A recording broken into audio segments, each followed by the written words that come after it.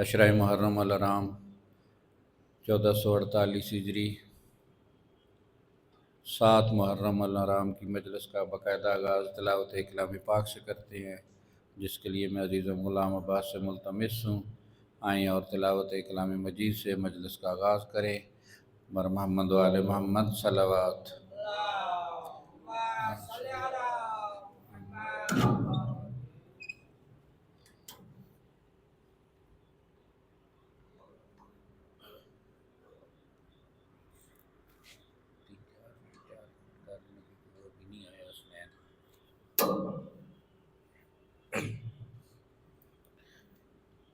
أعوذ بالله من الشيطان الرجيم. بسم الله الرحمن الرحيم.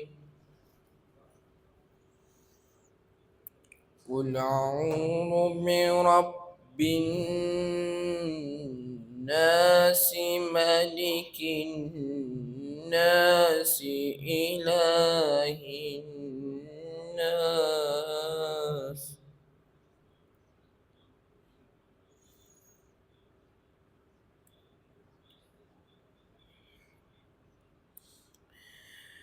قل أعوذ برب الناس ملك الناس إله الناس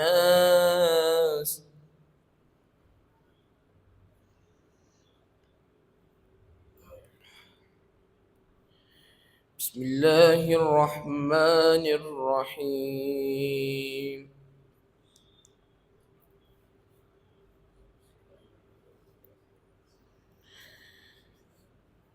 إن الذين كفروا سواء عليهم أأنذرتهم أم لم تنذرهم لا يؤمنون. ختم الله على قلوبهم وعلى سمعهم وعلى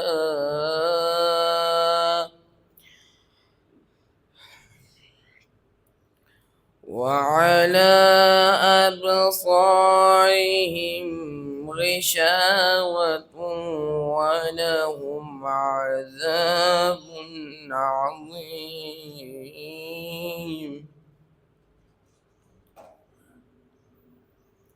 بسم الله الرحمن الرحيم. يا أيتها النفس المطمئنة ارجعي إلى ربك راضية مرضية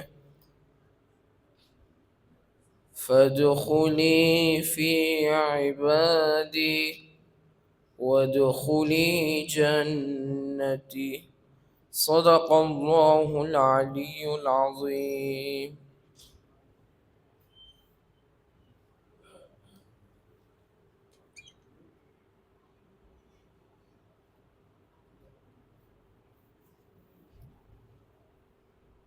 محمد و آل محمد صلوات۔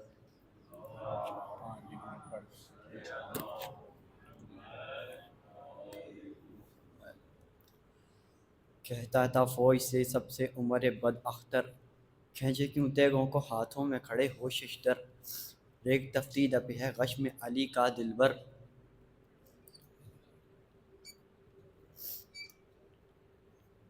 ریگ تفتید اب ہے غشم علی کا دلبر، جاؤ کیا دیر ہے کاٹو شہ مظلوم کا سر، تیغ سے فاطمہ زہرا کا گلا چاک کرو، جلد ہاں خاتمہ پنج تن پاک کرو، ایسے مظلوم کا سر کاٹنا کیا دشوار ہے، جس کا کوئی بھی مددگار نہ ہمدرد نہ یار، عورتیں میں کئی خیموں میں غریب و ناچار، مر چکے ہیں پہلے ہی جو خون کے دعوے دار، خون بہا بھی نہ کوئی مانگنے کو آوے گا، ایک پسر ہے سو وہ بیمار ہے مر جاوے گا، کام کر کہتے تھے سب کو ہم سے نہ ہوگا ستم، ذبح فرزند محمد کو نہیں کرنے ہم، ایسے مظلوم کی چھاتی پہ جو رکھے گا قدم، پاؤں جل جائے گا تھرائے گا عرش اعظم، پیٹتے قبر سے محبوب خدا آویں گے، بخدا فاطمہ کی آہ سے جل جائیں گے، کون بے بس کو ولا ذبح کرے گی تفسیر، پھرتا ہے کوئی پیاسے کے گلے پہ شمشیر،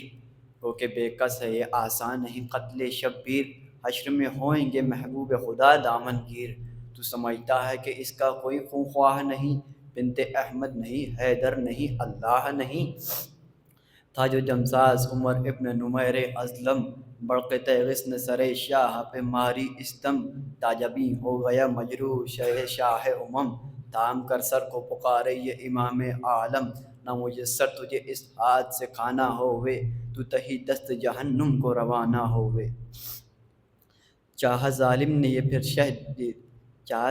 پھر شہ کے کرے تیغ قوار، دیکھا انگشت بدندان ہے رسول مختار، خشک اس وقت ہوئے دست ستم گر ایک بار، ہاتھ سے تیغ گری خوف سے بھاگا خونخوار، یا سر پاک سے حضرت کے لہو جاری تھا، خم سوئے قبلت بد آنکھیں تھی غش تاری تھا، جب تڑپنے کی بھی طاقت نہ رہی سرور کو، غل ہوا یہ کہ غش آیا غلے حیدر کو، فوج سے شمر بڑا کھینچے ہوئے خنجر کو، سب سے کہتا تھا کہ اب کاٹو سر سرور کو، خلفت احمد مختار کا قاتل ہوں میں، کام میرا ہے اسی کام کے قابل ہوں میں، مجھ کو حیدر سے غرض ہے نہ محمد سے ہے کام، روئے محبوب خدا ہوئے خوشی کے حاکم شام، دولت فاطمہ لہ جاؤں میں پاؤں انعام، روح حیدر کی ہو بے چین مجھے ہو آرام، منہ نہ دولت دنیا سے کبھی پھیروں گا، آئی زہرا کے کلیجے پہ چھری پھیروں گا، تیز کرتا ہوا خنجر کو گیا شہ کے قریب، آسماں ہل گیا تھرا گئی مقتل کی زمین، رو کے چلانے لگی زینب ناشاد حزین، کشم غیرے ہوئے ہے میرے بھائی کو لعین، رحم زہرا کے پسر پر نہیں کھاتا کوئی، خاک سے بھی نہیں زخمی کو اٹھاتا کوئی، کس سے فریاد کروں جا کے دکھیا ہائے ہائے، نہ محمد نہ حیدر نہ زہرا ہائے ہائے، لاکھ دشمن ہے میرا بھائی ہے تنہا ہائے ہائے، تیغوں سے کٹتا ہے زہرا کا کلیجہ ہائے ہائے، سر و گلزار رسالت کو قلم کرتے ہیں، آئے سید پہ مسافر پہ ستم کرتے ہیں، صلوات۔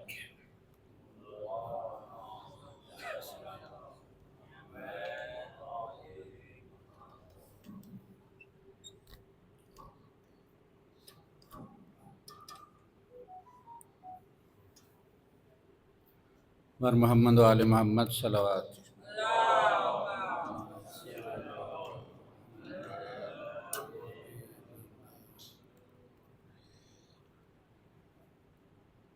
امام حسین علیہ السلام فرماتے ہیں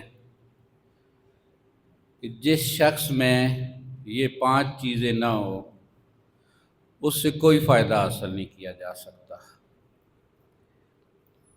پہلی چیز امام فرماتے ہیں کہ جس میں عقل نہ ہو اس سے کوئی فائدہ حاصل نہیں کیا جا سکتا۔ امام ہی کا ایک اور فرمان ہے، امام فرماتے ہیں کہ خدایا میں تیری نعمت کا شکر ادا کیسے کروں کہ تو چاہتا ہے کہ میں تیری قدرت سے آشنائی حاصل کروں، تو جو اس کی قدرت سے آشنائی حاصل کرنی ہے وہ امام کے اسی فرمان کے مطابق کہ انسان میں اگر عقل ہوگی تو پھر انسان کوشش کر کے اس کی قدرت سے آشنائی حاصل کر سکتا ہے۔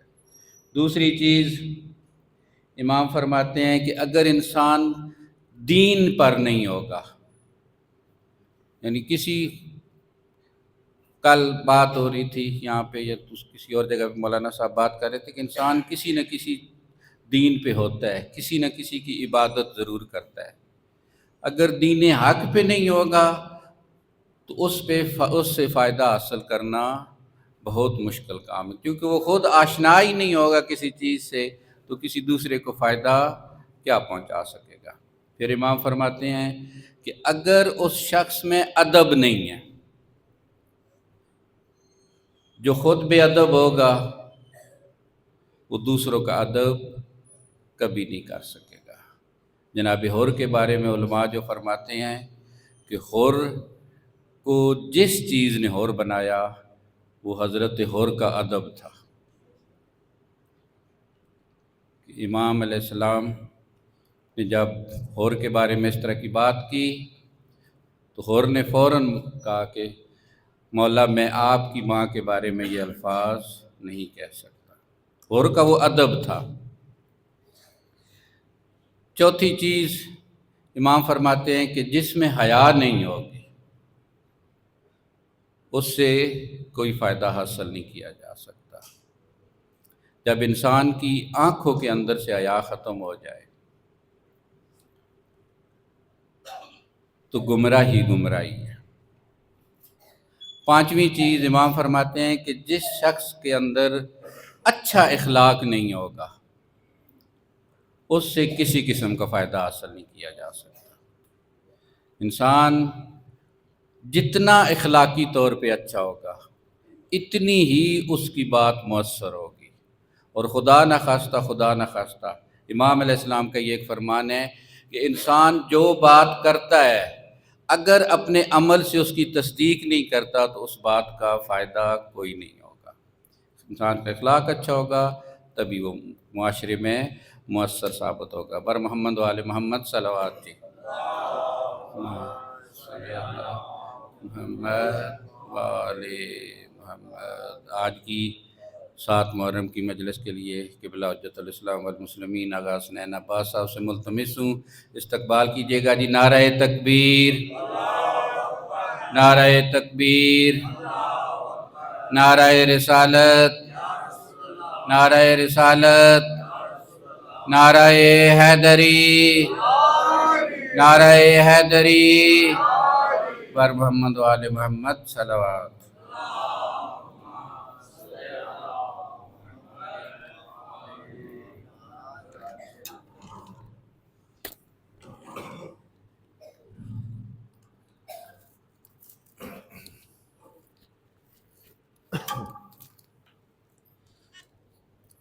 تھوڑا سا کلوز کرنا پڑے گا جی۔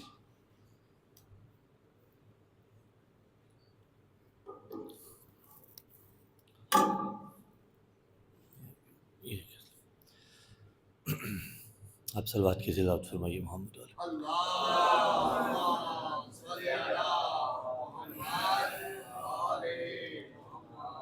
امام زمین و زمن کے ظہور میں تعجیل کے واسطے بار دیگر صلوات کی تلاوت فرمائیے۔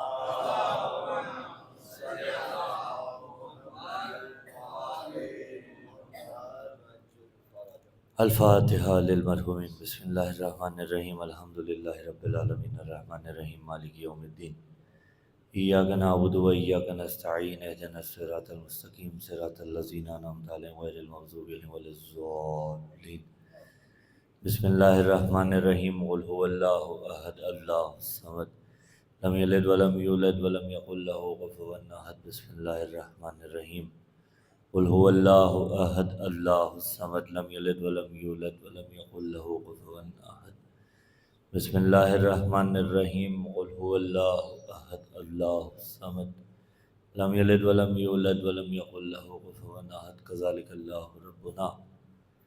اللہم وبث ثواب الارواح الجمیع المؤمنین والمؤمنات۔ اللہم ارزقنا زیارت الحسین علیہ السلام فی الدنیا وفی الآخرۃ شفاعۃ الحسین علیہ السلام، واکتبنا مع الزوار الحسین علیہ السلام، واجعلنا من الباقین فی عزاء الحسین علیہ السلام، واحشرنا تحت اللواء الحسین علیہ السلام، وادخلنا الجنۃ من باب الحسین علیہ السلام۔ یا الہ العالمین بحق جمیع المعصومین وبحق ابو الفضل العباس علمدار علیہ السلام، کرۂ ارض پر جہاں جہاں بھی نیام اعظام عزادار یہ سید الشہداء بپا کی جا رہی ہے، پروردگار عالم ہر عزادار کو اپنی عافیت کے حصار میں رکھ۔ اور الہ بحق ابو الفضل العباس علمدار علیہ السلام، سانحہ کراچی میں جو بچی شہید ہوئی، میرے اللہ اس کے والدین کو صبر عطا فرما۔ تجھے اپنی عظمت و جلالت کا واسطہ دور نزدیک سے سادات عظام، غیر سادات، پردےدار، مائیں بہنیں، بیٹیاں آتے ہیں، پروردگار عالم مجھے نہیں معلوم دنیا کی کون سی الجھنیں، کون سی پریشانیاں انہیں کھائی جاتے ہیں، کوئی بے اولاد آتا ہے اس بزم میں، کوئی مقروض آتا ہے، کوئی پریشان حال آتا ہے، پروردگار یہ اپنے دکھ و رنج بھلا کے غریب کربلا کو رونے کے لیے آتے ہیں۔ جب حسین ابن علی کو رو کر لوٹے تو میرے اللہ ان کے دکھ و رنج دور فرما دینا۔ امام علی مقام کے صدقے میں پروردگار عالم ہم سب کو ویسا شیعہ بننے کی توفیق عطا فرما جیسا شیعہ بروز محشر بارگاہ امیر المومنین میں سرخرو ہو سکے۔ دعاؤں کی قبولیت کے واسطے منتظمین محفل و میلاد جو یہاں پہ کنٹینیوسلی سارا سال آرگنائز کرتے رہتے ہیں، اور یہ سلسلہ جو حضرات یہ سید الشہداء کا اشرف کا سلسلہ ہے، ان تمام کی توفیقات خیر میں اضافے کے واسطے ہدیہ صلوات۔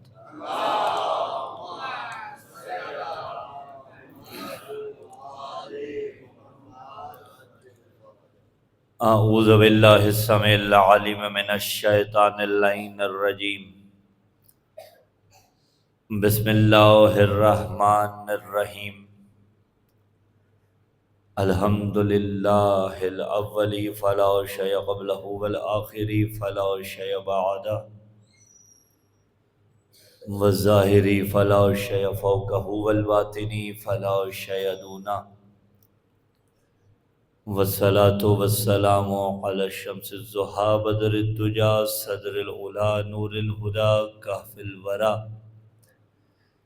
حبیبنا و حبیب الہ العالمین ابی القاسم ابی الزہراء محمد،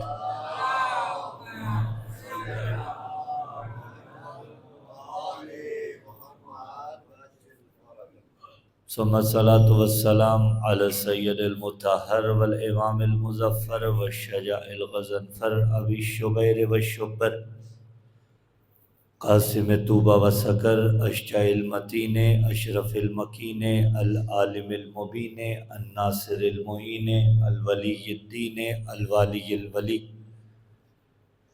السید الرضی الامام الوسیع الحاکم بالنص الجلی المخلص الصفی، مظہر العجائب ومظہر الغرائب ومفرق القطائب والشہاب الثاقب، نقطۃ دائرۃ المطالب، اسد اللہ الغالب مطلوب کل طالب، غالب علی کل غالب، علی ابن ابی طالب۔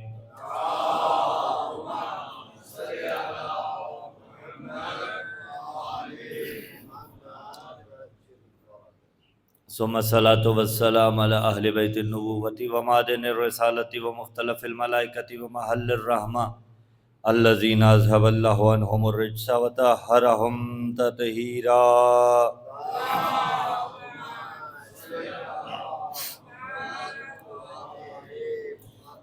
ولعنة الله على جميع أعدائهم من يوم انعقاد نطفتهم إلى قيام يوم الدين، اما بعد، قال اللہ تبارک و تعالی فی کتاب اللہ الناطق والقرآن الصادق والنور الساطع، بسم اللہ الرحمن الرحیم، والنجم اذا ہوا ما ضل صاحبکم وما غوا وما ينطق عن الهوى ان هو الا وحی یوحی، وقال اللہ تعالی ایضا فی مقام آخر، بسم اللہ الرحمن الرحیم، ان الذین کفروا وماتوا وهم کفار اولئک علیہم لعنۃ اللہ والملائکۃ والناس اجمعین، صدق اللہ العلی العظیم۔ اللہم صل علی امیر المؤمنین واولادہ المعصومین، خضوع ولایت سے مزین اور عطر مودت سے معطر عظمت امیر المومنین علی ابن ابی طالب علیہ الصلوۃ والسلام اور ان کی اولاد کے شایان شان پر خلوص صلوات کی تلاوت فرمائیں۔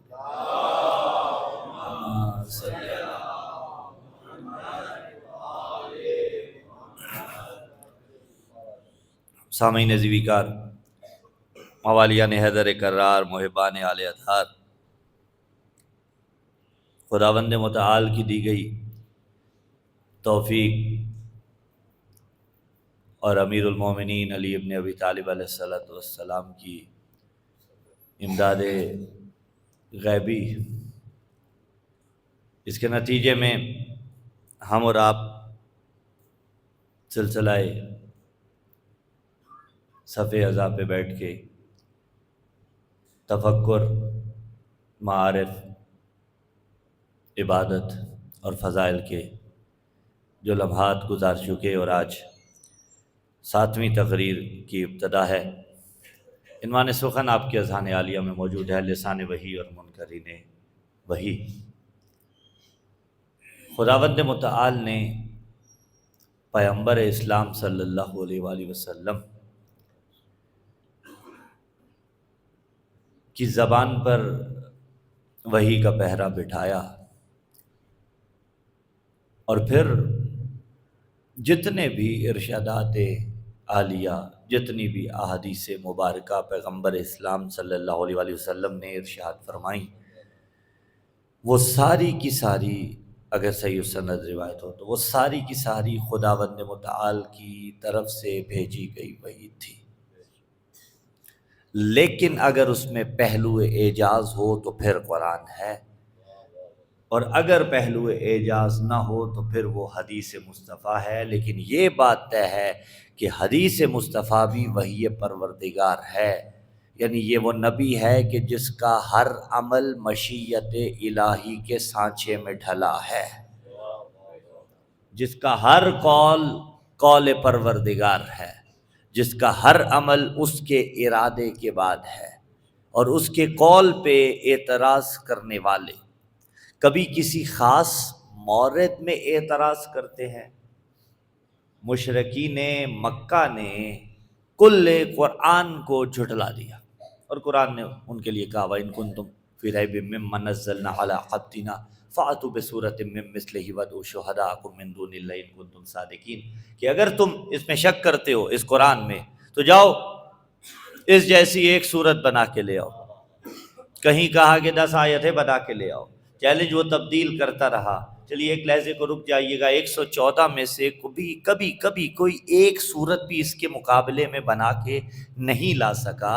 پچھلی تقاریر میں بھی بات ہوئی تھی، نبی نے فرمایا علی مع القرآن، تو اگر قرآن جیسی کوئی ایک صورت نہ بنا سکا تو علی جیسی کوئی ایک فضیلت کیسے گھڑ سکتا تھا؟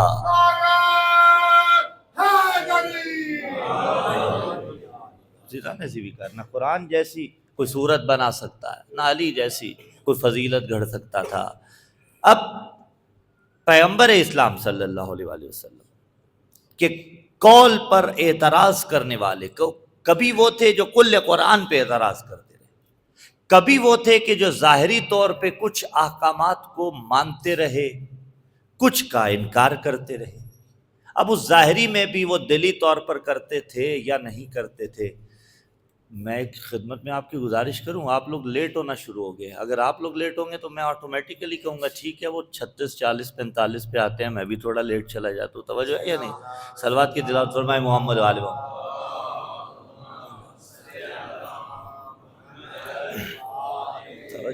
نہیں وہ اور کچھ نہیں، وہ خطیب کو تھوڑا پھر اپنا آپ ہلکا لگنا شروع ہو جاتا ہے کہ حضور ہم نے تقریر شروع کی اور پھر آئے، ورنہ پہلے 6-7 دن 5 دن ابتدائی 1-2 روز آپ ماشاءاللہ بالکل میرے آنے سے پہلے آ رہے تھے۔ اللہ آپ کی عزتوں میں اضافہ فرمائے۔ تو 1-2 تقاریر ہیں، اللہ آپ کی توفیقات خیر میں اضافہ فرمائے۔ توجہ آپ زیوی کا عرض کر رہا تھا، کہاں بات تھی؟ صلوات کی تلاوت فرمائے محمد جی اللہ صلی اللہ محمد وآلہ۔ اچھا بھائی جب آ جائیے گا، اللہ آپ کی عزتوں میں اضافہ فرمائے، خفا نہ ہو آپ۔ توجہ ہے اب زیوی کا، توجہ ہے۔ پیغمبر اسلام صلی اللہ علیہ وسلم کے قول پر اعتراض کرنے والے کبھی تمام قرآن کے منکر، کبھی بعض اقوال پر اعتراض کرنے والے منکرین۔ منکر وہ بھی وحی خدا کے، منکر یہ بھی وحی خدا کے۔ اچھا اس میں سے ایک منکر وحی خدا ایسا تھا کہ جس نے اعتراض کیا پیغمبر پہ بعد از غدیر، حارث بن نعمان فہری۔ اگرچہ وہ اکیلا تھا لیکن وہ سپوک پرسن تھا۔ بڑے 1.25 لاکھ میں سے بڑے ایسے تھے جن کے دل کی بات حارث نے کہی تھی۔ جی یہ کوئی خطابت نہیں ہے، 1.25 لاکھ میں سے مسلمہ بات ہے۔ بڑے ایسے تھے جن کے دلوں میں چھپی ہوئی بات کو حارث زباں پہ لایا، لیکن اس پہ عذاب اس لیے آیا کہ اس نے مطالبہ کیا، باقیوں نے مطالبہ نہیں کیا تھا۔ باقی منافقت کا روپ اختیار کیے ہوئے تھے، اس نے منافقت نہیں کی، اس نے اظہار کر دیا، یہ کافر قرار پایا۔ وہ منافق تھے، دونوں ایک جیسے تھے، منکر وہ بھی ولایت علی کے تھے۔ منکر یہ بھی ولایت علی کا تھا، اور اس نے کہا کہ اپنے لفظوں میں پیش کرے، یہ اب یہ کیا کیا؟ نماز پڑھوائی ہم نے پڑھی، روزے رکھوائے ہم نے رکھے، حج کروایا ہم نے کیا، زکوٰۃ دلوائی ہم نے دی، جو جو کہتے رہے کرتے رہے۔ اب علیاذ باللہ اپنے بھائی علی کو بھی ہم پہ مسلط کر دیا۔ آپ اس کی ٹون دیکھ رہے ہیں، اور اس کی ٹون کی وجہ سے خدا نے اس کی ایسی ٹیوننگ کی۔ کتاب صبح قیامت ہر منکر ولایت علی یاد رکھے گا، کہا ہماری گردن پہ مسلط کر دیا، اپنی طرف سے کیا یا اس کی طرف سے ہے؟ اگر اس کی طرف سے ہے تو مجھ پہ پھر آئے عذاب۔ اور قرآن نے کہا بسم اللہ الرحمن الرحیم، سأل سائل بعذاب واقع للکافرین لیس لہ دافع من اللہ ذی المعارج۔ قرآن نے کہا کہ ایک کافر نے عذاب کا مطالبہ کیا، نمازیں پڑھتا تھا، کہہ رہا تھا نماز پڑھوائی ہم نے پڑھ لی، روزے رکھوائے ہم نے رکھ لیے، لیکن قرآن کہہ رہا ہے کافر تھا۔ ادھر عذاب آیا، عذاب کس کا آیا؟ پتھر کا آیا۔ اچھا، پتھر کے عذاب نے اسے فی النار کر دیا، تو اس کا اعتراض اس کی زباں پہ آ گیا، اسے فی النار کر دیا۔ اب اس کے بعد اس انداز کا اعتراض کسی نے نہیں کیا، لیکن مختلف انداز میں وہ غدیر کو بلاتے رہے۔ اور میں ایک جملہ کہوں عزیزان ذوالفقار، دیکھیے اطمینان سے قول نقل کرنے میں کوئی کسی کی دل آزاری نہیں ہوتی، ایسا ہے یا نہیں؟ ایک طرف غدیر ہے، ایک طرف ثقیفہ بنی ساعدہ ہے، ٹھیک ہے؟ ثقیفہ میں بیٹھے ہوئے کتابوں میں موجود ہے کہ بات لڑائی جھگڑے تک آئی، کس حد تک لڑائی ہوئی میں وہ بیان نہیں کرتا، کیا تفکر کر رہے تھے کہ کس کو منتخب کیا جائے۔ کوئی ایک بھی ایسا نہیں تھا وہاں جس نے ایک مرتبہ یہ جملہ کہا ہوتا کہ آج جو ہم نبی کا جانشین مقرر کرنے پہ تفکر کر رہے ہیں، ذرا 18 ذی الحج غدیر کے میدان پہ چلو۔ یعنی تقریباً 2 مہینے ابھی اور 10-12 دن گزرے ہیں، اتنی جلدی ذہنوں سے وہ سب کچھ فراموش ہو گیا۔ آخر کیسے ممکن ہے یہ؟ اب ایسا بھی نہیں ہے کوئی کہ جی غدیر ہوئی نہیں تھی، غدیر تو قطعی ہے، تواتر ہے، حدیث تواتر ہے، متواتر حدیث ہے۔ حدیث متواتر اس حدیث کو کہا جاتا ہے، آگا موجود ہے پوچھ لیجئے گا، کہ جس کا منکر کافر ہوتا ہے۔ قرآن کا منکر کیا ہوتا ہے؟ کافر ہوتا ہے۔ حدیث متواتر کا منکر کیا ہوتا ہے؟ کافر ہوتا ہے۔ تو حدیث غدیر سے اسی لیے تو من کنتو مولا کے معنی میں تغیر و تبدل کر رہے ہیں۔ جب اصل چیز نہ چھپتی ہو نا تو پھر اس میں تغیر و تبدل کیا جاتا ہے۔ تو اب کسی نے ایک لمحے کو نہیں کہا، آخر کیا معاملہ تھا عزیزان ذوالفقار کہ وہ اس چیز کو بھول گئے۔ اس کو بھلاتے بھلاتے اور بھلانے ہی کے نتیجے میں کربلا بپا ہوئی۔ کربلا غدیر کو بھلانے کا نتیجہ تھی، اور یہ فوج اشقیہ نے خود کہا تھا جب روز عاشور حسین ابن علی علیہ السلام نے فوج اشقیہ سے پوچھا نا کہ میرا بابا، علی مرتضیٰ، ماں سیدہ زہرا صلوات اللہ علیہا، میں حسین ابن علی اپنے لفظوں میں پیش کر رہا ہوں، کہا پھر مجھے کیوں مارتے ہو؟ یہ بہت تاریخی جملہ ہے ان کی طرف سے، لیکن کربلا کے مقصد کو کھول رہا ہے۔ فرمایا انہوں نے، حسین نے فرمایا ان سے، اور وہ کہنے لگے، حسین نے کہا کیوں مارتے ہو؟ کہا نقاتلک بغضا لابیک، یہ معرفت کے آنسو سلامت رہے، ہم تجھے تیرے بابا کے بغض میں قتل کر رہے ہیں۔ آپ دیکھ رہے ہیں سن 10-11 ہجری کا بدلہ، مکہ کی زندگی کا بدلہ، مدنی زندگی کا بدلہ، علی کے فضائل کا بدلہ کربلا کی صورت میں لیا۔ انہوں نے کہا نقاتلک بغضا لابیک، تیرے بابا کے بغض میں قتل کر رہے ہیں، یعنی ان کے سینوں میں بغض امیر المومنین تھا۔ اور آپ دیکھ لیجئے پھر جب کربلا کے لشکر کے فاتحین، صرف ہوا اتنا کہ علم کی تبدیلی ہو گئی۔ 10 محرم تک یہ علم یعنی حقیقی معنی میں علم برداری، اگرچہ حسین کی فوج کے علم بردار عباس تھے، لیکن حسین اسلام کے علم بردار تھے۔ میں اس معنی میں کہہ رہا ہوں کہ یہ اسلام کی علم برداری حسین سے منتقل ہو کے مولا زین العابدین علیہ السلام تک آئی۔ بابا سے بلند مولا کی عظمت پہ صلی اللہ علیہ وسلم۔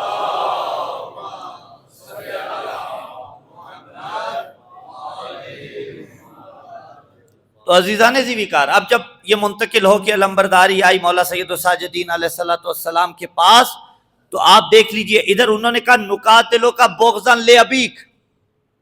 اب یہ جواب سید الساجدین خیمہ میں ہیں، ٹھیک ہے، حالت بیماری میں ہیں، ظاہری طور پہ مقتل کے اندر نہیں ہے کہ یہ جواب ان کے کانوں تک پہنچا یا نہیں پہنچا، مقتل میں یہ نہیں ملا. اچھا، پھر امام حسین کی جو آخری ملاقات ہوئی اس میں بھی مقتل میں نہیں ملا کہ مولا سجاد سے یہ جملے حسین علیہ السلام نے کہے ہوں کہ میں نے ان سے پوچھا تھا کیوں مار رہے ہو، انہوں نے کہا بغضاً لے ابیک.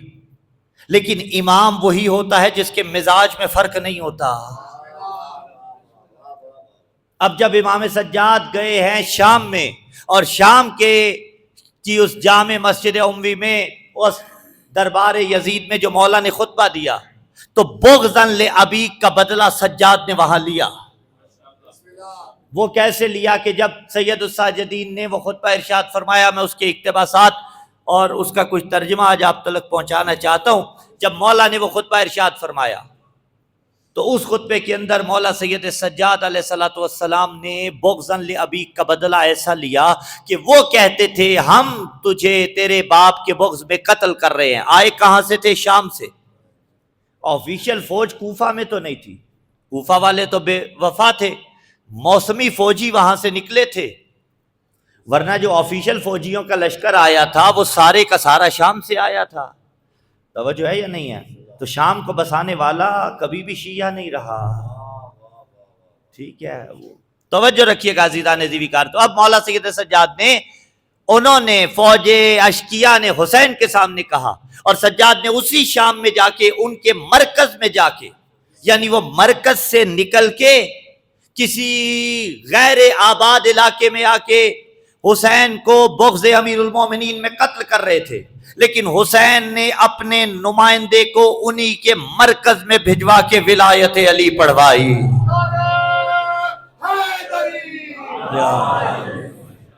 مرکز میں بھجوا کے ولایت امیر المومنین پڑھوائی. مولا سید سجاد نے جو خطبہ دیا ہے وہ خطبہ 90+ القابات امیر المومنین پہ مشتمل ہے.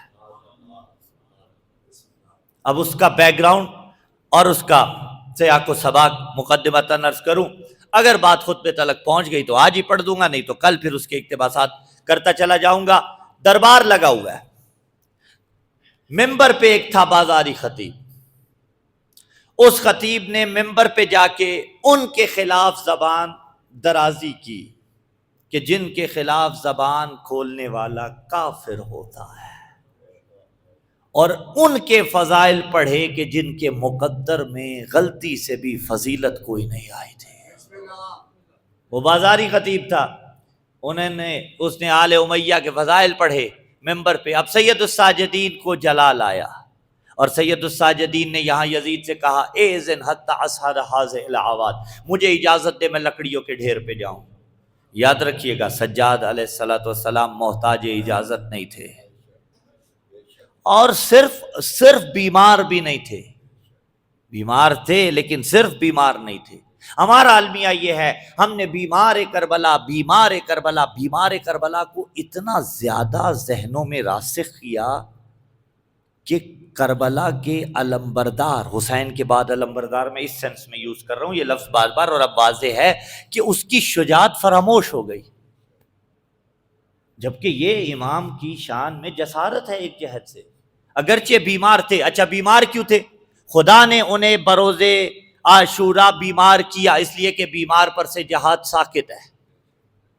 اگر سید الساجدین بیمار نہ ہوتے تو جہاں حسین نے کہا حل من ذاب یذب عن حرم رسول اللہ، تو واجب ہو جاتا مولا سید سجاد پہ میدان میں جانا.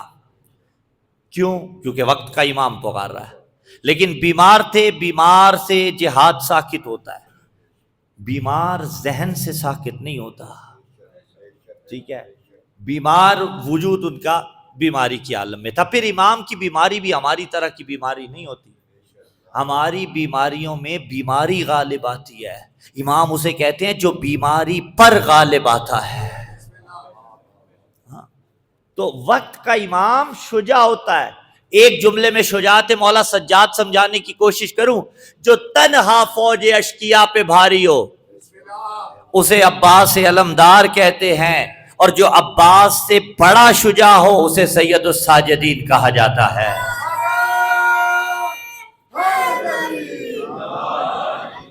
یعنی ممکن آپ کہیں کہ ہمیں اس پہ دلیل دے دیجئے، عباس امام نہیں ہے، سید الساجدین امام وقت ہے۔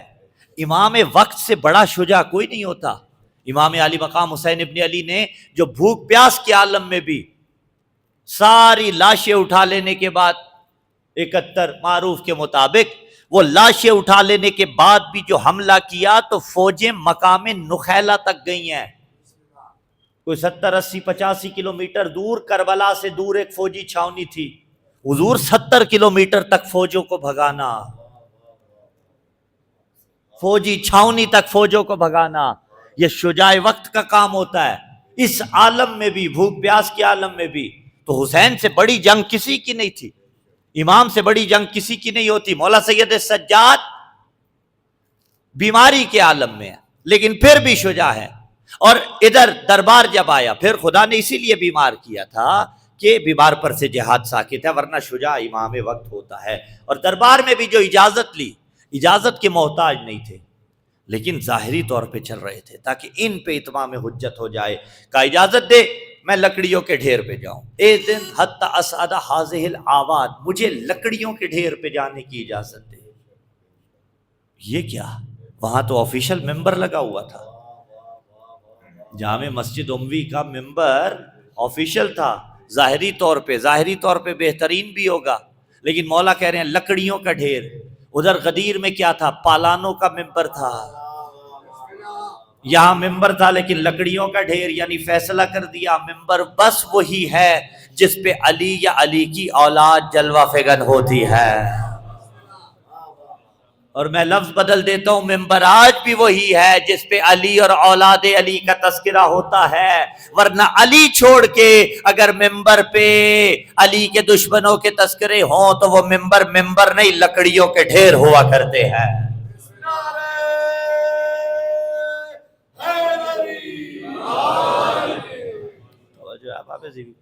مجھے لکڑیوں کے ڈھیر پہ جانے دے، اجازت نہیں دیتا تھا، ڈرا ہوا تھا، فوجیں اس کی، سپاہی اس کے، اسلحہ اس کا، ڈرا ہوا ہے، خائف ہے، خوف زدہ ہے، اجازت نہیں دیتا۔ ارد گرد کے بیٹھے ہوئے سفیر وزراء کہتے دے دے اجازت، کہتا تھا نہیں دوں گا، جانتا تھا کہ یہ وہ ہیں جنہیں رسول نے زکن زکا کے ذریعے علم ودعیت فرمایا ہے۔ نہیں ملتی تھی اجازت، بہرحال اجازت ملی، اصرار بڑا۔ میں لفظ بدلتا ہوں، کڑیوں میں جکڑا ہوا حسین کا سفیر، یہ کڑیوں کی جھنکار بھی یزیدیت کی موت کا پروانہ بن کے گونج رہی تھی۔ سید الساجدین کڑیوں کو سنبھالے ہوئے ممبر پہ آئے، اور بھرے مجمع میں آپ دیکھیے مولا نے پہلا جملہ کہا، ویلوکا ویلوکا ایھا الخاطب، ارے او خاطب تجھ پہ لعنت ہو، اشتریتا مرضات المخلوق، تو نے خرید لی ہیں مرضات المخلوق، مخلوق کی مرضیاں، بسخط الخالق، اور ناراض کر دیا ہے اللہ کو۔ یعنی مولا سید سجاد نے یہاں خطیبوں کی دو قسمیں بنا دی کہ ایک خطیب ہوتا ہے اموی خطیب، ایک خطیب ہوتا ہے یزیدی خطیب، ایک خطیب ہوتا ہے مصطفوی خطیب، ایک خطیب ہوتا ہے حسینی خطیب۔ سجاد نے خط کھینچ دیا تھا، جو بندے راضی کرے اللہ ناراض کرے وہ یزیدی خطیب ہوتا ہے، وہ اموی خطیب ہوتا ہے، اور بندے ناراض ہوتے ہیں تو ہوتے رہیں، جو اللہ کو راضی کر دے وہ کل بھی حسینی خطیب تھا، آج بھی حسینی خطیب ہے۔ ایام ازاں ہیں، اس پیغام کو یاد رکھیے گا جوانوں کے لیے، ایام ازاں ہیں، سلسلہ ازاں جاری رہے گا، سنیے جس کو جی چاہتا ہے سنیے، جس کو، میں تو عمومی طور پہ نام میں کسی کا نہیں لے رہا، لیکن یاد رکھیے گا معیار، چاہے مجھے بھی سن رہے ہوں، معیار یہی رکھیں کہ آیا یہ ممبر پہ بیٹھا ہوا خطیب بندے راضی کر رہا ہے یا اللہ راضی کر رہا ہے؟ اس پیغام کو اگر تو بندے راضی کر رہا ہے اور خدا ناراض کر رہا ہے، وہ کیسے خدا ناراض ہوتا ہے اگر واجبات کی ترغیب نہ دی جائے؟ اب یہ علیحدہ بات ہے، 10 کے 10 دنوں میں کوئی کتنا اس موقع پہ بول سکتا ہے، لیکن خاص طور پہ خدا آپ کی زبان میں مزید تاثیر عطا فرمائے۔ خاص طور پہ بولنا یا کلن نفی کرنا، دیکھا جائے کہ آیا خطیب عقائد سے دور تو نہیں کر رہا، دیکھا جائے کہ آیا خطیب جو ممبر پہ بیٹھا ہوا ہے وہ ان بچوں میں بے عملی کا وائرس انجیکٹ تو نہیں کر رہا، دیکھا جائے کہ آیا جو خطیب ممبر پہ بیٹھا ہوا ہے وہ اخلاقیات اور معنویات سے دور تو نہیں کر رہا، تو جو ہے عوام زیوی کا۔ تو اب مولا نے کہا تجھ پہ خدا کی لعنت ہو، تو نے بندے راضی کیے، اللہ ناراض کیا۔ اور پیچھے غالباً میں نے وہ فرمان امیر المومنین پڑھا تھا، علی نے فرمایا تھا لا طاعت لمخلوق فی معصیت الخالق، کہ جہاں مخلوق کی اطاعت، مخلوق کی اطاعت جائز نہیں ہے تب کہ جب اللہ ناراض ہوتا ہو۔ اب دیکھ لیجئے گا بہت سے موارد میں ہم اور آپ خدا کو شاید اس لیے ناراض کر بیٹھتے ہیں کہ ہمیں اپنے کسی عزیز کو راضی کرنا ہوتا ہے۔ نہ، خدا مقدم ہے، خدا مقدم ہے، خدا مقدم ہے۔ مولا سید سجاد نے کہا ایھا الخاطب، پھر ایک لطف ہے، مولا نے یہ نہیں کہا ایھا الخطیب، خاطب۔ آپ نے پوسٹر بنوایا تھا مجلس اعزاء کے لیے، کیا لکھا تھا؟ خطیب آل محمد۔ اور باقی یہ جو القابات آپ نوازتے ہیں ہم جیسے طالب علموں کو، یہ آپ کی اعلیٰ ظرفی ہوتی ہے، آپ کا بڑا پن ہوتا ہے، ورنہ حقیقت میں خطیب آل محمد بس کرتا ہے۔ ہاں، یہ علامہ اگر فقہ کے اندر دیکھا جائے تو علامہ علی علیہ رحمہ، عزیزان زیوی کار، باقی بھی جو آپ القابات سے نوازتے ہیں یہ آپ کا بڑا پن ہوتا ہے، ورنہ حقیقت میں اگر حقیقت میں صاحب منبر کو ذاکر ہونے کی سند بھی مل جائے تو اس کی نجات کا ذریعہ ہے۔ جن کا ذاکر خدا ہے، ذاکر بے معنی حقیقی، کچھ الفاظ ذاکر بے معنی حقیقی، تو بہرحال یہ محبت ہوتی ہے، یہ تسامح ہے، یہ مجازی طور پہ آپ لوگ استعمال کرتے ہیں۔ لیکن جہاں بھی پوسٹر بنتا ہے خطیب آل محمد، وہ اعلان ہوا پہلے دن، غالباً 6 سے 7 اشرے تو غالباً آپ کے اس علاقے کے بھی بنے، اردو زبان کیوں دیگر زبانوں کے، خدا سلامت رکھے۔ کسی ایک منتظم نے پوسٹر پہ لکھوایا خاطب آل محمد؟ کبھی آپ نے پوسٹر پہ لکھا دیکھا خاطب آل محمد خطاب فرمائیں گے؟ کیوں؟ نادرست ہے؟ نہیں، روکا اس لیے کہ مولا کا لفظ درست ہے لیکن مستعمل نہیں ہے۔ کیوں؟ مولا نے جہاں خاطب کہا وہاں خطیب کیوں نہیں کہا؟ باریک فرق ہے اس میں۔ خاطب ہے اس میں فاعل، اس میں فاعل یعنی اگر کوئی شخص فعل انجام دے رہا ہو، اچھا، اس وقت اس کے ساتھ استعمال ہوتا ہے۔ خطیب ہے صفت مشبہہ، صفت مشبہہ ثبوت پر دلالت کرتی ہے۔ آسان کرنے کی کوشش کرتا ہوں، وکیل وہ 24 گھنٹے وکالت کرتا ہے، بولیے، جج 24 گھنٹے فیصلے سناتا ہے، ڈاکٹر 24 گھنٹے آپریشن کرتا ہے، پھر آپ اسے ڈاکٹر کیوں کہتے ہیں 24 گھنٹے؟ کیوں؟ کیونکہ صفت مشبہہ ہے، یعنی جو اس کے ساتھ لگ گیا نا وہ ثبوت پہ دلالت کر رہا ہے۔ اب یہ پھر حقیقی ہے یا مجازی وہ ایک علیحدہ بحث ہے، لیکن کوئی شخص جب عمل انجام دے رہا ہو تو اسے کہا جاتا ہے وہ عمل انجام دینے والا عامل، مثلا عمل کرنے والا، ضارب مارنے والا۔ اچھا، جب اس نے عمل کرنا چھوڑ دیا تو وہ صفت اس سے جدا ہو گئی۔ خاطب ہے ٹیمپریری خطیب، خطیب ہے پرماننٹ خطیب، لیکن ہمیں جو آپ خطیب کہتے ہیں یہ مجازن کہتے ہیں، ورنہ 24 گھنٹے تو خطابت نہیں ہوتی ہے، لیکن خاطب وہ ہوتا ہے جو ٹیمپریری خطابت کرے۔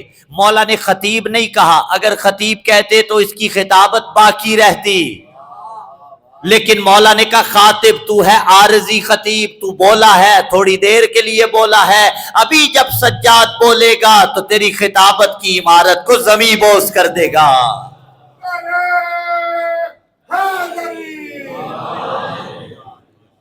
اب مولا نے وہاں پڑھنا شروع کیا القابات امیر المومنین، سنیں گے؟ صلوات کی تلاوت فرمائے، میں پڑھتا ہوں۔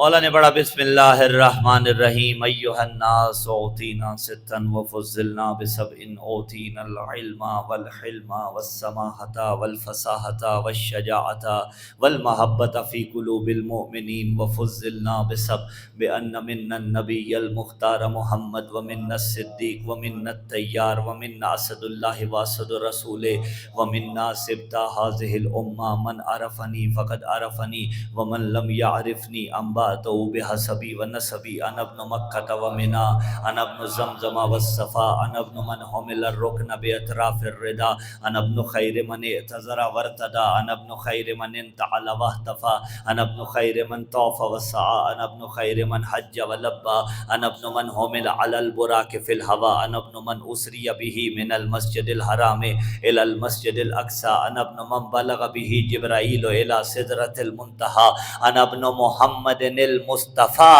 انا ابن علی المرتضی یا علی۔ آپ کو ایک لطف کی بات بتائیں، ابھی مولا سید سجاد نے گویا علی پڑھنا شروع کیا ہے، اس سے بات آگے بڑھی اور فرمایا انا ابن من ضرب بین یدی رسول اللہ بالسیفین وطعن برمحین وہاجر الہجرتین وبایع البیعتین وصلی القبلتین وقاتل ببدر وحنین ولم یکفر باللہ طرفۃ عین انا ابن صالح المؤمنین ووارث النبیین وقامع الملحدین ویاسوب المسلمین ونور المجاہدین وزین العابدین وتاج البکائین واصبر الصابرین وافضل القائمین من آل یاسین رسول رب العالمین انا ابن المؤید بجبرائیل المنصور بمیکائیل انا ابن المحامی حرم المسلمین وقاتل الناکسین والقاسطین والمارکین والمجاہد اعداء الناصبین وافخر من مشى من قریش اجمعین واول من اجاب واستجاب للہ ولرسولہ من المؤمنین وقاسم المعتدین ومبید المشرکین وسہم من مرام اللہ علی المنافقین واللسان حکمت العابدین والناصر دین اللہ وولی امر اللہ وبستان حکمت اللہ وعیبت علم اللہ سمع سخی بہی بہلول ذکی ابتہی رضی مرضی مقدام حمام صابر صوام مہذب قوام قاتل الاسلاب ومفرق الاحزاب اربتهم عنانا واسبتهم جنانا وامزهم اشیب عظیمتاً واشدهم شکیمتاً اسد باصل یدہنهم فی الحروب اذا ازدلفت الاسنة وقرنت الآئنة طعن الرہا ویزروها فیها ذرو الریح الحشیم لیس الحجاز وقبش العراق مکی مدنی خیفی عقبی بدری احدی شجری مہاجری من العرب سیدها ومن الوغا لیسها وارث المشعرین ابو السبتین الحسن والحسین مطلوب کل طالب غالب علی کل غالب ذاک جدی علی ابن ابی طالب۔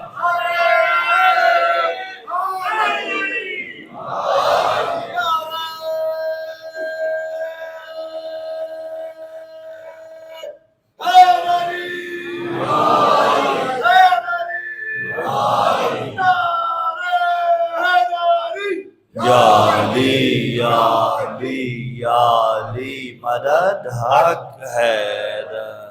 جزاکم اللہ، شکریہ۔ اللہم صلی علی محمد۔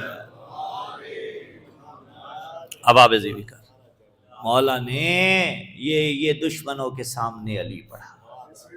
اب اقتباسات کا ترجمہ کرتے چلے جاتے ہیں۔ فرمایا ایھا الناس، اے لوگو، اوتینا ستن، اللہ نے ہمیں 6 چیزیں عطا کی ہیں۔ کون کون سی؟ اوتینا العلم، پہلی چیز اللہ نے ہمیں علم دیا، ان کے ماننے والا بھی عالم ہوتا ہے۔ عالم کس جہت میں؟ یعنی وہ علم حاصل کرتا ہے، اور علم ایک ہی ہے اگر نیت درست ہو، اور وہ علم دینی ہے۔ کیسے؟ جوان کہیں گے یونیورسٹیز میں پڑھ رہے ہیں تو وہ علم دینی نہیں ہے، دینی ہے۔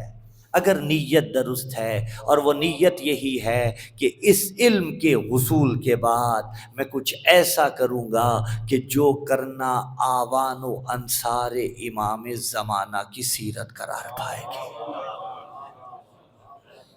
انسان اپنے روزگار کے لیے گھر سے نکلے تو کیا دنیا داری ہے؟ ہم نے دنیا اور دین کی تقسیم تھوڑی غلط کی، دنیا داری ہے نہیں، اولاد کے لیے رزق کمانا دین داری ہے۔ اگر نیت درست ہو انسان کی تو یہ بھی عبادت ہے۔ تو عزیزان زیویکار، ان کے ماننے والا عالم ہوتا ہے۔ عالم کس معنی میں؟ یعنی علم حاصل کرتا ہے، جو علم حاصل کرے وہ عالم ہوتا ہے۔ اوتینا العلم، اللہ نے ہمیں علم دیا، والحلم، اللہ نے ہمیں حلم عطا کیا۔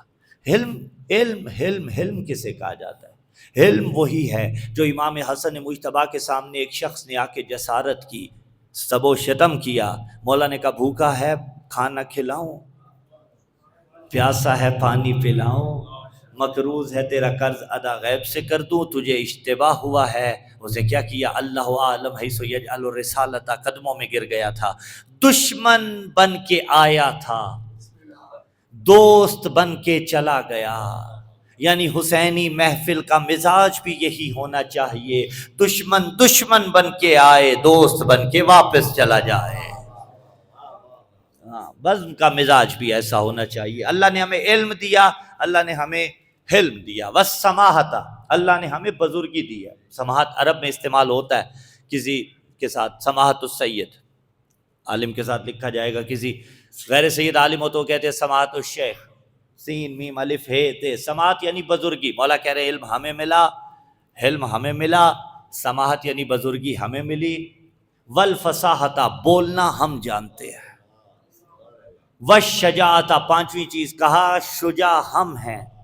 سامنے اپوزیشن ہو اور یہاں والا کوئی ایسی بات کرے جو اس میں نہ پائی جاتی ہو تو اپوزیشن بول پڑتی ہے، لیکن اگر اپوزیشن ہوتے ہوئے وہ خاموش رہے، اس کا مطلب ہے اس والے میں کوئی کمال ہے۔ مولا نے کہا علم ہمیں دیا، سارے چپ بیٹھے تھے۔ علم ہمیں ملا، سروں پہ پرندے بیٹھے ہوئے تھے۔ سماحت و بزرگی ہمارے خاندان میں آئی، جرت نہیں تھی کسی کی بولے۔ فصاحت سے خدا نے ہمیں نوازا، سارے خاموش تھے۔ مولا نے کہا اللہ نے شجاعت ہمیں دی ہے، وہ سارے کے سارے چپ رہے۔ اگر ان میں بھی کوئی شجاع ہوتا وہ کھڑا ہو جاتا، کہتا ہے قیدی جھوٹ نہ بولا لیاذ باللہ، میرا باپ بھی شجاع تھا، میرا دادا بھی شجاع تھا، میرا بھائی بھی شجاع تھا، میرا فلاں بھی شجاع تھا۔ وہ سارے کے سارے خاموش رہے، ان کی خاموشی بتاتی تھی ہم فرار کے ماننے والے ہیں، یہ حیدر کرار کا بیٹا ہے۔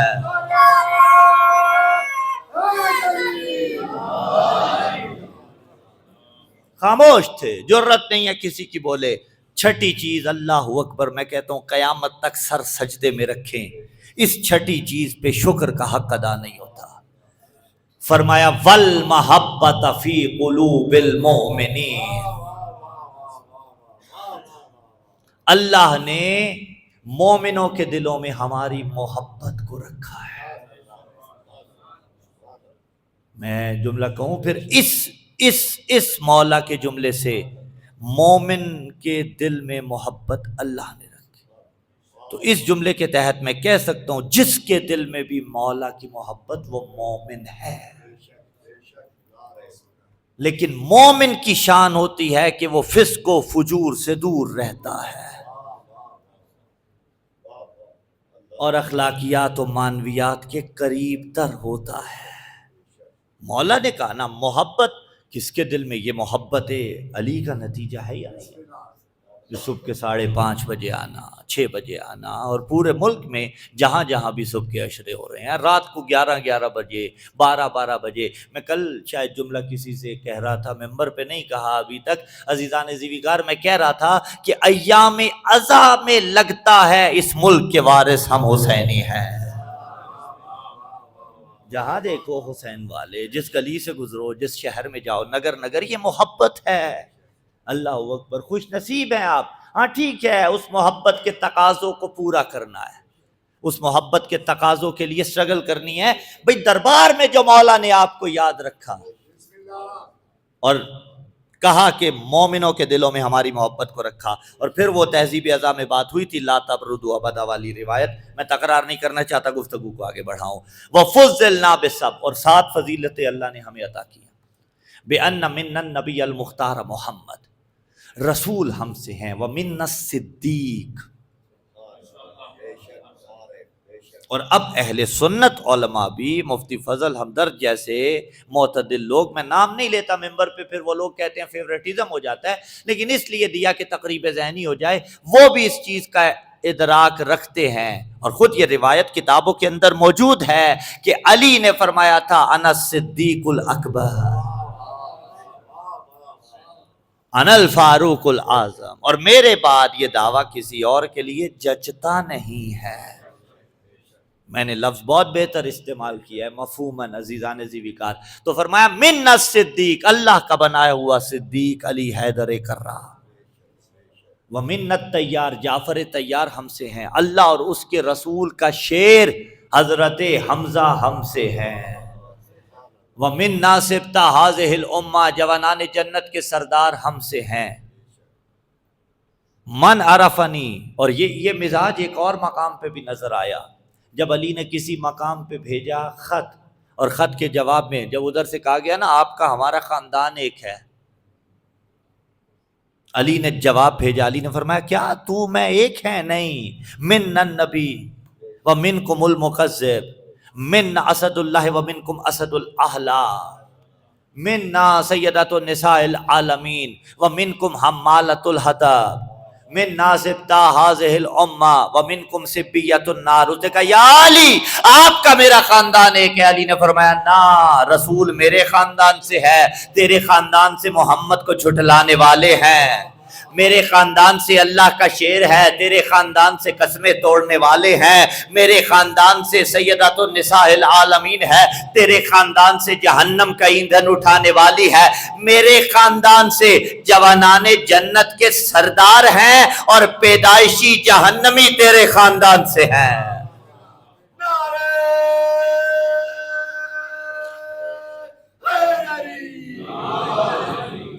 منکم سبیۃ النار، پیدائشی جہنمی تیرے. من عرفنی فقد عرفنی ومن لم یعرفنی انباتہ بحسبی ونسبی. جو مجھے جانتا ہے وہ جانتا ہے، جو نہیں جانتا میں اسے اپنا حسب بھی بتاتا ہوں، اپنا نسب بھی بتاتا ہوں.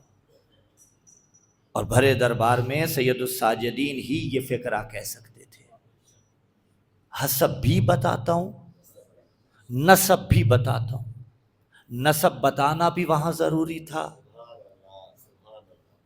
حسب بتانا بھی ضروری تھا.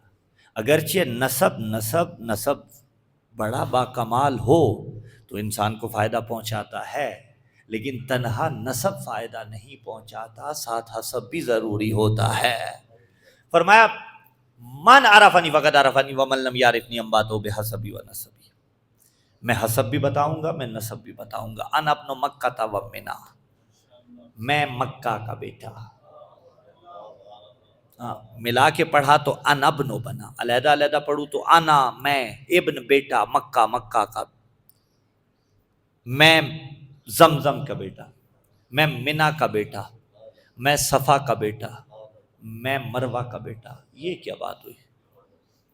مکہ کا بیٹا کیسے، منا کا بیٹا کیسے، زمزم کا بیٹا کیسے، صفا و مروہ کا بیٹا کیسے؟ یہ تشبیہ بلیغ ہے، فصاحت و بلاغت کے قوانین سے آشنا لوگ جانتے ہیں. یہ تشبیہ ہے جسے تشبیہ بلیغ کہا جاتا ہے. مثال سے سمجھا دیتا ہوں. اگرچہ باپ کل ہے اور بیٹا جز ہے، باپ نہ ہو تو بیٹے کا وجود ہی نہ ہو. جو نعمت بھی انسان کو ملے وہ اس کے باپ کا صدقہ ہوتی ہے. ایک شخص جس کا عقد ہو گیا، عقد کو ایک کافی وقت گزر گیا، فار ایگزامپل 5 6 7 برس، ایسا کوئی ہے تو خدا اسے صاحب اولاد فرمائے. ماں بہنوں میں کوئی ایسی بہن ہے تو خدا اسے صاحب اولاد فرمائے. 7 8 برس ہو گئے، اولاد نہیں تھی. آپ اسے باپ کہہ سکتے ہیں؟ کیوں؟ ہم نے کہا عقد تو ہوا ہے.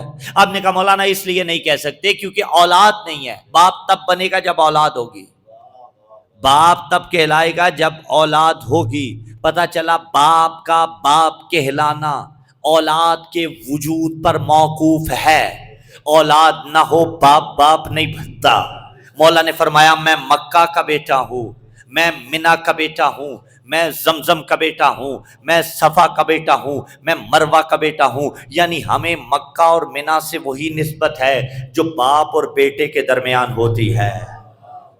باپ نہ ہو تو بیٹے کا، بیٹا نہ ہو تو باپ کا وجود نہیں ہوتا۔ فرمایا ہم مکہ کے بیٹے، ہم منا کے بیٹے، یعنی ہم ہی ہیں جن کی وجہ سے مکہ مکہ ہے، منا منا ہے۔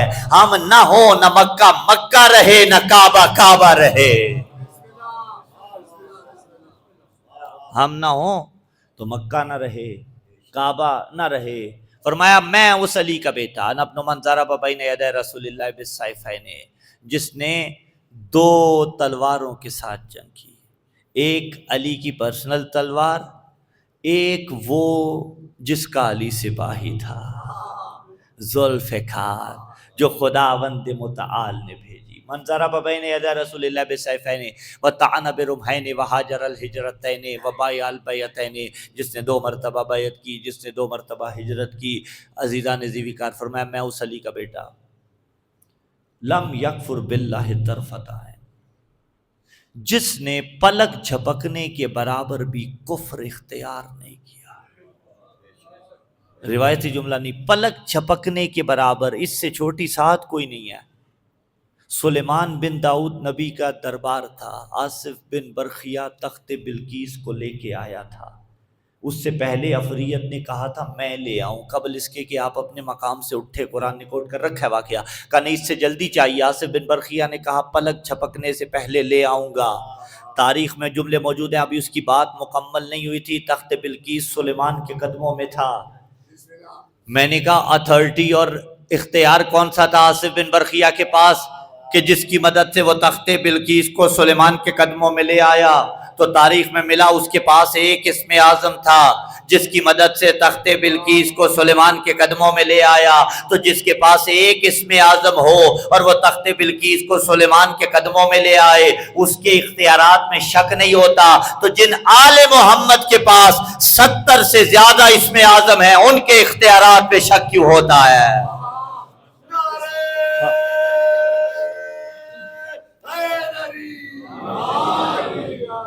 بس میں اقتباس کر رہا ہوں، منزل کی جانب بڑھ رہا ہوں، وقت زیادہ ہوا چاہتا ہے۔ عزیزان ذی وقار، سام من مرام اللہ علی المنافقین، پلک جھپکنے کے برابر بھی کفر اختیار نہیں کیا۔ دعا ذہن میں آ گئی، گزر رہا تھا لیکن نہیں گزرنا چاہتا، رک جائیے گا۔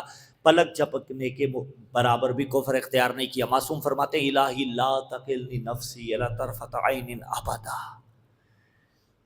میرے اللہ مجھے پلک جھپکنے کے برابر بھی اپنے حال پہ نہ چھوڑنا۔ ایک سیکنڈ بھی اگر خدا انسان کو اس کے حال پہ چھوڑ دے، وہ حال بے حال ہو جاتا ہے۔ پل پل دعا یہ مانگا کرے، میرے اللہ مجھے میرے حال پہ نہ چھوڑنا، اور امام زمین و زمن سے استغاثہ کیا کریں۔ اور پھر وہ پیچھے روایت پڑھی تھی، مولا نے فرمایا ہم تم پہ نظر کرم کیے ہوئے، شکر کیا کریں کہ اگر امام کی نظر کرم نہ ہو ہمارا حال کیا ہو جائے۔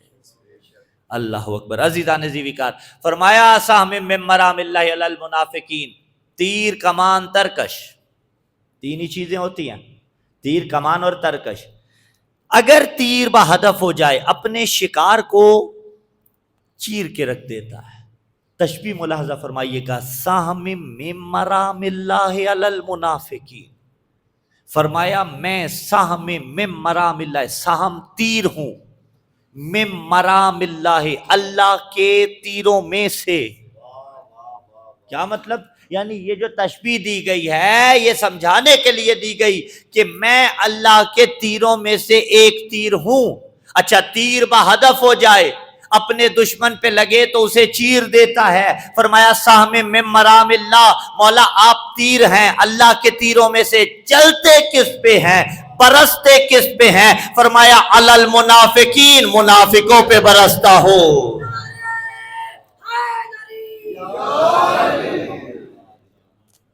یعنی فضائل آل محمد خدا کا تیر ہیں گویا، جو منافقوں کے کلیجوں پہ لگتے ہیں۔ ولا والوں کا کلیجہ ٹھنڈا ہو جاتا ہے۔ میں اس علی کا بیٹا جو مکی بھی ہے، مدنی بھی ہے، یعنی مدینے میں دیکھو تو علی دکھے گا، بدر میں دیکھو گے تو علی دکھے گا۔ میں اس علی کا بیٹا ہوں جو میدان جنگ میں تب جاتا تھا کہ جب جنگ کی آگ بھڑک اٹھتی تھی اور وہ اگلی صفوں میں جا کے لڑتا تھا اور اللہ کے دشمنوں کو ایسے پیستا تھا جیسے چکی میں دانے پسا کرتے ہیں۔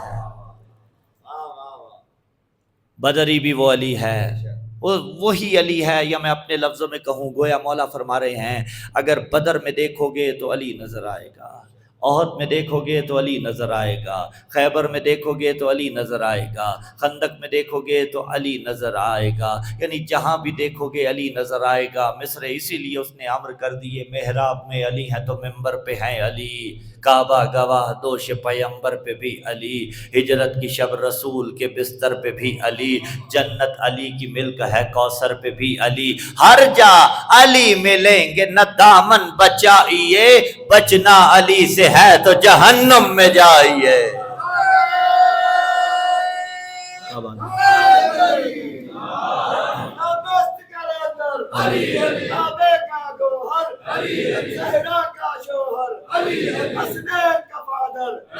محمد کا برادر، بدر کا فائٹر، احد کا فائٹر، خیبر کا فائٹر، خندق کا فائٹر، حنین کا فائٹر، سارے بولیے جنگل کا فائٹر، علی علی زور سے بولو، علی علی پیار سے بولو، علی علی جھوم کے بولو، علی علی قبر سے باہر جو کر لے تیری قبر کے اندر، تیری قبر کے اندر، نعرہ حیدری۔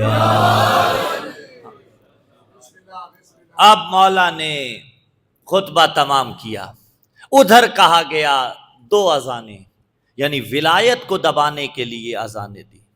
اب میں نے پہلے کہا حسینی خطیب اور یزیدی خطیب، اب یہاں سے یہ کوئی استدلال نہ کر لے کہ اعلان اذان جب بھی ہو تو ولایت کو دبانے کے لیے ہوتا ہے، نہیں، وہ اس مورد کے ساتھ خاص تھا، ورنہ اعلان اذان جب بھی ہو تو ولایت کی یاد تازہ ہوتی ہے۔ ہاں، دبایا گیا اذان کو، پھر مولا نے فرمایا بعض نسخوں میں ہے میں بطول کا بیٹا،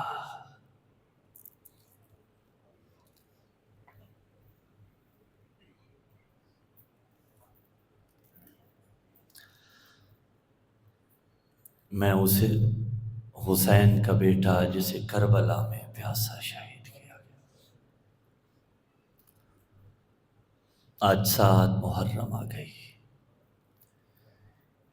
آج کا دن منسوب ہے ہمارے سلسلہ ازا میں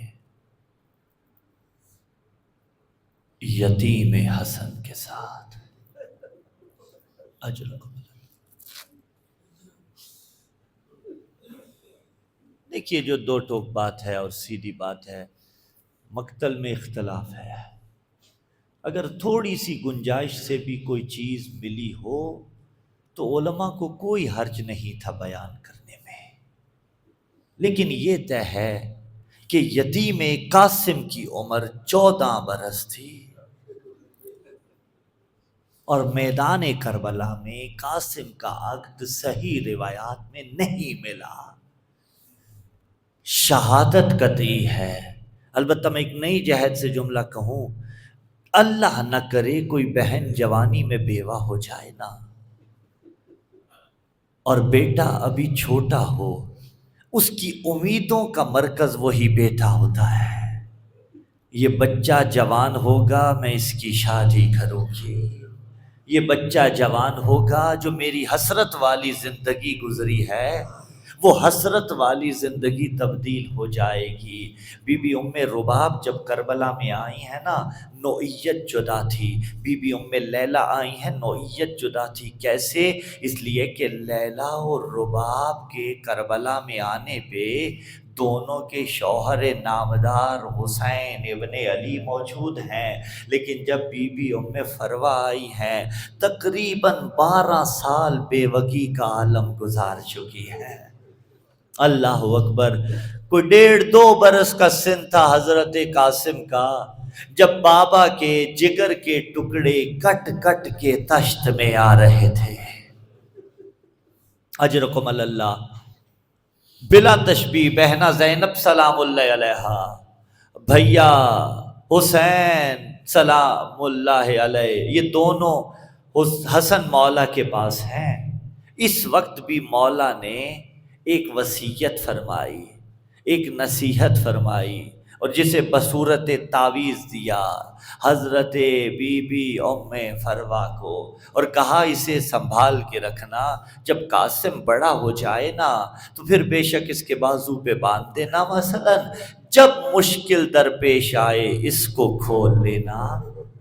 اب عزادارو اس جہد سے وصول فرمائیے گا، یہ مصاحب کا جملہ اگرچہ بیوہ تھیں لیکن آپ دیکھیے تقریباً 12 سال کبھی مشکل نہیں بنی حسن کی بیوہ پہ، کیونکہ حسین جیسے بھائی کے گھر میں رہتی تھی۔ اللہ نہ کرے بادشاہوں کے کبھی اجڑنے کا موسم آئے۔ آ گیا میدان کربلا، شب عاشور آئی، ہر بی بی اپنی قربانی تیار کرتی جاتی ہے۔ رات کے پہر میں حسین مصروف عبادت ہیں، کیا محسوس کیا کوئی میرے پہلو میں آ کے بیٹھا ہوا ہے۔ حسین نماز سے فارغ ہوئے، دیکھا شہزادہ قاسم۔ حسین نے قاسم سے کہا، بیٹے قاسم تمہیں اس وقت ماں کے خیمے میں ہونا چاہیے، میرے خیمے میں کیوں آئے ہو؟ کہا چچا ماں نے ہی آپ کے پاس بھیجا ہے، ماں ہی کہتی ہے جا چچا سے پوچھ کے آ صبح قاسم کی قربانی کب ہے۔ سوال قاسم کا یہ تھا، حسین روتے جاتے ہیں، تقریباً 3 بار حضرت قاسم نے سوال کیا، حسین جواب نہیں دیتے، روتے جاتے ہیں، اور ایک ہی بات کہتے تھے، قاسم تجھ سے مجھے حسن بھیا کی خوشبو آتی ہے، تو میرے حسن بھائی کی نشانی ہے۔ حسین جواب نہیں دے رہے تھے۔ بالآخر قاسم نے کہا چچا لگتا یہ ہے میرا نام شہداء کی فہرست میں شامل نہیں، اتنا کہنا تھا۔ حسین نے کہا بیٹے قاسم تو اپنی بات کرتا ہے، صبح تو علی اصغر بھی مارا جائے گا۔ اجرکم اللہ، اجرکم اللہ، خدا کسی غم میں نہ رلائے سادات کے غم کے سوا۔ ہاشمی جوان تھا، ہاشمی خون تھا، تڑپ کے رہ گیا، کہا چچا کیا بات کرتے ہیں، یہ لعین فوج اشقیا ہمارے خیام میں حملہ کرے گی۔ حسین کیسے بتائے، نا بیٹے اصغر میدان میں مارا جائے گا۔ اجرکم اللہ، اجرکم اللہ، قاسم کو واپس بھیجا۔ ہاں عزادارو روز عاشور آ گئی، قاسم اجازت مانگتے ہیں، کوئی ماں ایسی دکھائیے جس کا بیٹا زندہ ہو اور ماں پریشان ہو، میرا بیٹا مر کیوں نہیں رہا۔ جب بھی فروا دیکھتی ہیں صلوات اللہ علیہ قاسم کو ایک ہی بات، قاسم تو ابھی تک مارا کیوں نہیں گیا؟ اون و محمد کے لاشیں آگے، قاسم اون و محمد کے لاشیں آ چکے، تم ابھی تک مارے کیوں نہیں گئے؟ ایک ہی جواب، اماں چچا جنگ کی اجازت نہیں دیتے۔ اجرکم اللہ۔ اور میں نے پیچھے بھی ایک جملہ کسی مجلس کے مصائب میں کہا، ایک مخصوص وقت تک حسین ہر شہید کو روکتے رہے، اس کے بعد حسین کی مجبوری تھی اجازت دینا، اب اجازت نہیں مل رہی۔ حضرت بی بی ام فروا کو یاد آئی وہ نصیحت و وصیحت کہ حسن مجتبیٰ نے کہا تھا اس تعویذ کو رکھ لو، ارے آج سے بڑی مشکل کون سی ہے، میرا بیٹا حسین پہ قربان نہیں ہو رہا۔ ایک مرتبہ اس تعویذ کو کھولا، زینب عالیہ کو دکھایا، لکھا کیا تھا، اے بیٹے قاسم جب چچا فوج اشقیا کے درمیان گر جائے چچا کی نصرت کے لیے تیار رہنا، یعنی لکھا تھا میرے بیٹے کو اجازت دینا۔ وہی خط وہی وصیت حسین کی بزم میں لائی گئی، حسین اب نہیں روک سکتے تھے، حسین نے تیار کرنا شروع کیا۔ بی بی ام فروا نے امامہ حسن مجتبیٰ کا بی بی زینب کے حوالے کیا، امام حسین نے وہ امامہ حضرت قاسم کے سر پہ سجایا۔ ایک جملہ پڑھوں، یہ شہزادہ اتنا چھوٹا تھا، حسین جو زرہ پہناتے تھے قاسم کے تن پہ پوری نہیں آتی تھی، بالآخر حسین کو بدون زرہ قاسم کو زین پہ بٹھانا پڑا۔ عزادارو چھوٹا اتنا تھا، اٹھا کے سوار کیا، قاسم میدان کربلا میں آئے ہیں، حسن کی شجاعت کا علمبردار تھا، دادا علی کی شجاعت کا علمبردار تھا۔ ازرق نامی شامی لعین پہلوان کے 7 بیٹوں کو باری باری فنار کیا، اس لعین کو واصل جہنم کیا۔ اب فوج اشقیا میں ایک صدا بلند ہوئی، ارے تنہا تنہا نہ لڑو، مل کے حملہ کرو۔ عزاداروں مل کے حملہ کیا گیا۔ قاسم جنگ کرتے رہے لیکن کہاں تک جنگ کرتے؟ ایک مرتبہ صدا دی، چچا حسین میرا سلام قبول کیجئے۔ عزاداروں جانتے ہیں حسین قاسم کے لاشے پہ کیسے گئے، اکبر کے لاشے پہ کیسے گئے تھے، پہلے وہ سنیے۔ گرتے سبلتے گئے تھے، کبھی دائیں گرتے تھے کبھی بائیں گرتے تھے۔ جو اکبر کے لاشے پہ ایسے گیا تھا، قاسم کے لاشے پہ ایسے نہیں گیا۔ حسین ایسے گئے جیسے شاہین و عقاب تیز رفتاری کے ساتھ پہنچتے ہیں۔ حسین پہنچے تو بڑی تیز رفتاری کے ساتھ با اختلاف روایات، لیکن ہوا کیا؟ دائیں کے گھوڑے بائیں کو بھاگے، بائیں کے گھوڑے دائیں کو بھاگے۔ فوج دوڑی ہے، قاسم کا لاشا پامال ہوا۔ عزاداروں مولانا جوہر مرحوم کا جملہ ہے، تمام شہداء کربلا شہادت میں برابر شریک ہیں، لیکن 2 چیزیں ایسی ہیں جس میں یا قاسم شریک ہے حسین کا یا حسین شریک ہے قاسم کے۔ وہ کیا؟ شہادت سب کو ملی، لیکن ایک چیز جو دونوں میں مشترک ہے، لاشے کی پامالی۔ لیکن ایک فرق ہے، جب حسین پہ گھوڑے دوڑائے گئے، حسین کی روح پرواز کر چکی تھی، لیکن قاسم ابھی حیات تھا، ابھی ایڑیاں رگڑ رہا تھا کہ گھوڑے دوڑ گئے، ٹکڑوں میں بٹ گیا حسن کا لال۔ حسین نے اپنی عبا بچھائی، ٹکڑوں میں چنا قاسم کو۔ خیام میں آئے ہیں، بیویوں نے ماتم کیا۔ فروا نے کہا میرے اللہ میری قربانی قبول ہو گئی، آئے حسن کا یتیم۔ الا لعنت اللہ علی القوم الظالمین وسيعلم الذین ظلموا أي منقلب ينقلبون۔ ماتم حسین و قاسم۔